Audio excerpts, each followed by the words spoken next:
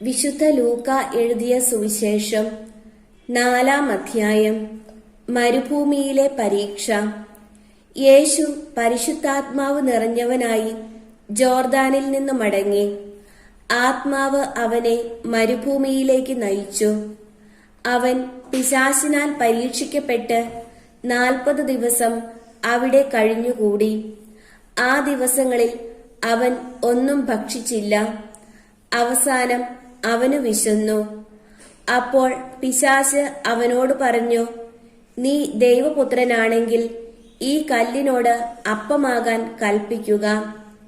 യേശു അവനോട് പറഞ്ഞു, അപ്പം കൊണ്ട് മാത്രമല്ല മനുഷ്യൻ ജീവിക്കുന്നത് എന്ന് എഴുതപ്പെട്ടിരിക്കുന്നു. പിന്നെ പിശാച് അവനെ ഒരു ഉയർന്ന സ്ഥലത്തേക്ക് കൊണ്ടുപോയി ഭൂമിയിലെ സകല രാജ്യങ്ങളും ക്ഷണനേരം കൊണ്ട് അവന് കാണിച്ചു കൊടുത്തു. പിശാച് അവനോട് പറഞ്ഞു, ഇവയുടെ മേൽ എല്ലാ അധികാരവും മഹത്വവും നിനക്ക് ഞാൻ തരാം. ഇതെല്ലാം എനിക്ക് നൽകപ്പെട്ടിരിക്കുന്നു. എനിക്ക് ഇഷ്ടമുള്ളവർക്ക് ഞാൻ ഇത് കൊടുക്കുന്നു. നീ എന്നെ ആരാധിച്ചാൽ ഇവയെല്ലാം നിന്റേതാകും. യേശു മറുപടി പറഞ്ഞു, നിന്റെ ദൈവമായ കർത്താവിനെ നീ ആരാധിക്കണം, അവനെ മാത്രമേ പൂജിക്കാവൂ എന്ന് എഴുതപ്പെട്ടിരിക്കുന്നു. അനന്തരം പിശാച് അവനെ ജെറുസലേമിലേക്ക് കൊണ്ടുപോയി ദേവാലയ ഗോപുരത്തിന്റെ ശൃംഖത്തിൽ നിർത്തിക്കൊണ്ട് പറഞ്ഞു, നീ ദൈവപുത്രനാണെങ്കിൽ ഇവിടെ നിന്ന് താഴേക്ക് ചാടുക. നിന്നെ സംരക്ഷിക്കാൻ അവൻ ദൂതന്മാരോട് കൽപ്പിക്കുമെന്നും നിന്റെ കാൽ കല്ലിൽ തട്ടാതെ അവർ നിന്നെ കൈകളിൽ താങ്ങിക്കൊള്ളുമെന്നും എഴുതപ്പെട്ടിട്ടുണ്ടല്ലോ. യേശു പറഞ്ഞു, നിന്റെ ദൈവമായ കർത്താവിനെ പരീക്ഷിക്കരുത് എന്നും പറയപ്പെട്ടിരിക്കുന്നു. അപ്പോൾ പിശാച് പ്രലോഭനങ്ങൾ എല്ലാം അവസാനിപ്പിച്ച് നിശ്ചിത കാലത്തേക്ക് അവനെ വിട്ടുപോയി. യേശു ദൗത്യം ആരംഭിക്കുന്നു. യേശു ആത്മാവിന്റെ ശക്തിയോടുകൂടെ ഗലീലയിലേക്ക് മടങ്ങിപ്പോയി. അവന്റെ കീർത്തി സമീപ പ്രദേശങ്ങളിലെങ്ങും വ്യാപിച്ചു. അവൻ അവരുടെ സിനഗോഗുകളിൽ പഠിപ്പിച്ചുകൊണ്ടിരുന്നു. എല്ലാവരും അവനെ പുകഴ്ത്തി. പ്രവാചകൻ സ്വദേശത്ത് അവഗണിക്കപ്പെടുന്നു. യേശു താൻ വളർന്ന സ്ഥലമായ നസ്രത്തിൽ വന്നു. പതിവ് പോലെ ഒരു സാബത്ത് ദിവസം അവൻ അവരുടെ സിനഗോഗിൽ പ്രവേശിച്ച് വായിക്കാൻ എഴുന്നേറ്റ് നിന്നു. ഏശയ്യാ പ്രവാചകന്റെ പുസ്തകം അവന് നൽകപ്പെട്ടു.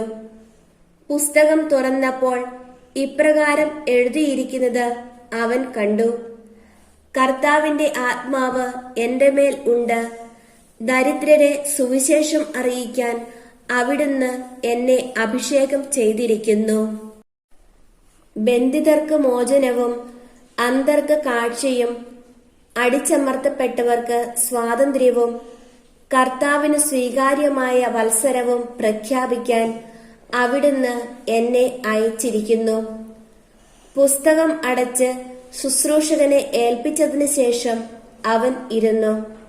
സിനഗോഗിൽ ഉണ്ടായിരുന്ന എല്ലാവരും അവനെ ഉറ്റുനോക്കിക്കൊണ്ടിരുന്നു. അവൻ അവരോട് പറയാൻ തുടങ്ങി, നിങ്ങൾ കേട്ടിരിക്കെ തന്നെ ഇന്ന് ഈ തിരുവെഴുത്ത് നിറവേറിയിരിക്കുന്നു. എല്ലാവരും അവനെപ്പറ്റി പ്രശംസിച്ചു പറയുകയും അവന്റെ നാവിൽ നിന്ന് പുറപ്പെട്ട കൃപാവചസ് കേട്ട് അത്ഭുതപ്പെടുകയും ചെയ്തു.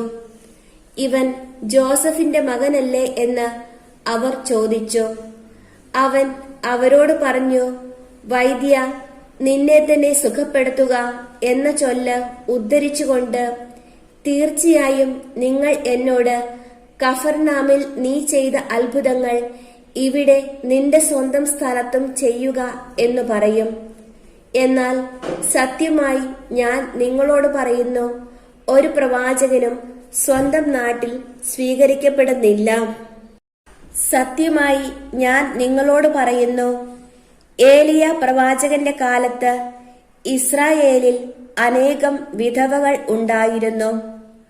അന്ന് 3 വർഷവും 6 മാസവും ആകാശം അടയ്ക്കപ്പെടുകയും ഭൂമിയിലെങ്ങും രൂക്ഷമായ ക്ഷാമം ഉണ്ടാവുകയും ചെയ്തു. എന്നാൽ സീദോനിൽ സറെപ്തായിലെ ഒരു വിധവയുടെ അടുക്കലേക്കല്ലാതെ മറ്റാരുടെ അടുക്കലേക്കും ഏലിയ അയക്കപ്പെട്ടില്ല. എലീശ പ്രവാചകന്റെ കാലത്ത് ഇസ്രായേലിൽ അനേകം കുഷ്ഠരോഗികൾ ഉണ്ടായിരുന്നു. എന്നാൽ അവരിൽ സിറിയക്കാരനായ നാമാൻ അല്ലാതെ മറ്റാരും സുഖമാക്കപ്പെട്ടില്ല. ഇതു കേട്ടപ്പോൾ സിനഗോഗിൽ ഉണ്ടായിരുന്ന എല്ലാവരും കോപാകുലരായി. അവർ അവനെ പട്ടണത്തിൽ നിന്ന് പുറത്താക്കുകയും തങ്ങളുടെ പട്ടണം സ്ഥിതി ചെയ്യുന്ന മലയുടെ ശൃംഖത്തിൽ നിന്ന് താഴേക്ക് തള്ളിയിടാനായി കൊണ്ടുപോവുകയും ചെയ്തു. എന്നാൽ അവൻ അവരുടെ ഇടയിലൂടെ നടന്ന് അവിടം വിട്ടുപോയി. പിശാചുബാധിതനെ സുഖപ്പെടുത്തുന്നു. പിന്നെ അവൻ ഗലീലിയിലെ ഒരു പട്ടണമായ കഫർനാമിൽ എത്തി സാബത്തിൽ അവരെ പഠിപ്പിച്ചുകൊണ്ടിരുന്നു. അവന്റെ പ്രബോധനത്തിൽ അവർ വിസ്മയഭരിതരായി. കാരണം അധികാരത്തോടു കൂടിയതായിരുന്നു അവന്റെ വചനം. അവിടെ സിനഗോഗിൽ അശുദ്ധാത്മാവ് ബാധിച്ച ഒരുവൻ ഉണ്ടായിരുന്നു. അവൻ ഉറക്കെ നിലവിളിച്ചു പറഞ്ഞു, നസ്രായനായ യേശുവേ, നീ എന്തിന് ഞങ്ങളുടെ കാര്യത്തിൽ ഇടപെടുന്നു? ഞങ്ങളെ നശിപ്പിക്കാനാണോ നീ വന്നിരിക്കുന്നത്? നീ ആരാണെന്ന് എനിക്കറിയാം, ദൈവത്തിന്റെ പരിശുദ്ധൻ. യേശു അവനെ ശാസിച്ചു പറഞ്ഞു, മിണ്ടരുത്, അവനെ വിട്ടുപോകൂ. ആ പിശാച് ഉപദ്രവമൊന്നും വരുത്താതെ എല്ലാവരുടെയും നടുവിലേക്ക് അവനെ തള്ളിയിട്ടതിനു ശേഷം അവനെ വിട്ടുപോയി. എല്ലാവരും അത്ഭുതപ്പെട്ട് പരസ്പരം പറഞ്ഞു, എന്തൊരു വചനമാണിത്! ഇവൻ അധികാരത്തോടും ശക്തിയോടും കൂടെ അശുദ്ധാത്മാക്കളോട് കൽപ്പിക്കുകയും അവ വിട്ടുപോവുകയും ചെയ്യുന്നുവല്ലോ. അവന്റെ കീർത്തി സമീപ പ്രദേശങ്ങളിലെങ്ങും വ്യാപിച്ചു. യേശു പത്രോസിന്റെ ഭവനത്തിൽ. അവൻ സിനഗോഗിൽ നിന്ന് എഴുന്നേറ്റ് ശിമയോന്റെ വീട്ടിലേക്ക് പോയി. ശിമയോന്റെ അമ്മായിയമ്മ കലശലായ പനി ബാധിച്ച് കിടപ്പായിരുന്നു. ആളുകൾ അവൾക്കു വേണ്ടി അവനോട് സഹായം അപേക്ഷിച്ചു. അവൻ അവളുടെ അടുത്തെത്തി പനിയെ ശാസിച്ചു. അത് അവളെ വിട്ടുമാറി. ഉടനെ അവൾ എഴുന്നേറ്റ് അവരെ ശുശ്രൂഷിച്ചു. വൈകുന്നേരമായപ്പോൾ വിവിധ രോഗങ്ങളാൽ കഷ്ടപ്പെട്ടിരുന്നവരെയെല്ലാം അവർ അവന്റെ അടുത്ത് കൊണ്ടുവന്നു. ഓരോരുത്തരുടെയും മേൽ കൈവച്ച് അവൻ അവരെ സുഖപ്പെടുത്തി. നീ ദൈവപുത്രനാണ് എന്ന് ഉറക്കെ വിളിച്ചു പറഞ്ഞുകൊണ്ട് അനേകരിൽ നിന്ന് പിശാചുക്കൾ വിട്ടുപോയി. അവൻ അവയെ ശാസിച്ചു. താൻ ക്രിസ്തുവാണെന്ന് അവയ്ക്ക് അറിയാമായിരുന്നതുകൊണ്ട് അവൻ അവയെ സംസാരിക്കാൻ അനുവദിച്ചില്ല. സിനഗോഗിൽ പ്രസംഗിക്കുന്നു. പ്രഭാതമായപ്പോൾ അവൻ ഒരു വിജന സ്ഥലത്തേക്ക് പോയി. ജനക്കൂട്ടം അവനെ അന്വേഷിച്ചു ചെന്നു. തങ്ങളെ വിട്ടുപോകരുതെന്ന് അവർ അവനെ നിർബന്ധിച്ചു. എന്നാൽ അവൻ പറഞ്ഞു, മറ്റു പട്ടണങ്ങളിലും ഞാൻ ദൈവരാജ്യത്തിന്റെ സുവിശേഷം പ്രസംഗിക്കേണ്ടിയിരിക്കുന്നു. അതിനുവേണ്ടിയാണ് ഞാൻ അയക്കപ്പെട്ടിരിക്കുന്നത്.